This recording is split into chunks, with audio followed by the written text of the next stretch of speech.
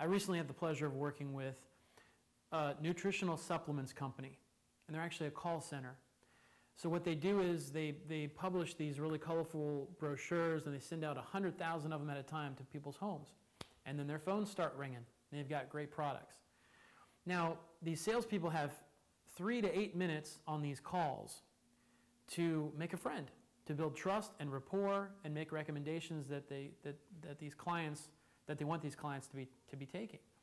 So one of the first things that we talked about was the fact that this group of salespeople were in their 20s, and their average caller is 65 years old. Well, it was important to note that there's been a big change in the last 20 years. In fact, today we have 1/20th the number of human interactions as compared to 20 years ago. And when you look at technology, that's the biggest contributor, really. I mean, you look at ATMs and self-checkout and pay at the pump.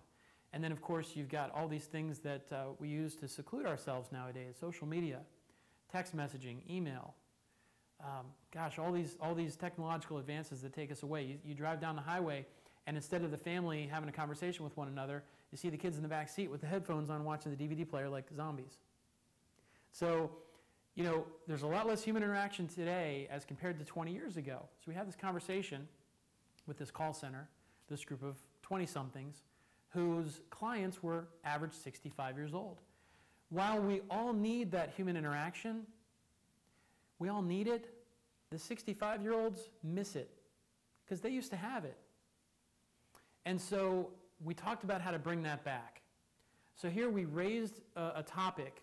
It was something that the group didn't know, and they didn't even know they didn't know, that we experienced 1/20th the number of human interactions as compared to 20 years ago. So the interest was piqued. And then we were able to take that information and say, okay, now what can we do with this? How can we harness this? How can we leverage it? How can we make it work for us as an organization?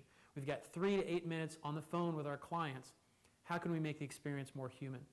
So I broke them into groups. For 25 minutes, they each talked about how to make the experience more human for their callers. They came back, we reconvened, we shared ideas, and there was incredible richness that came from that conversation. New systems were implemented, and performance standards were put in place. And this company's bottom line increased dramatically. They immediately increased reorders by 21%.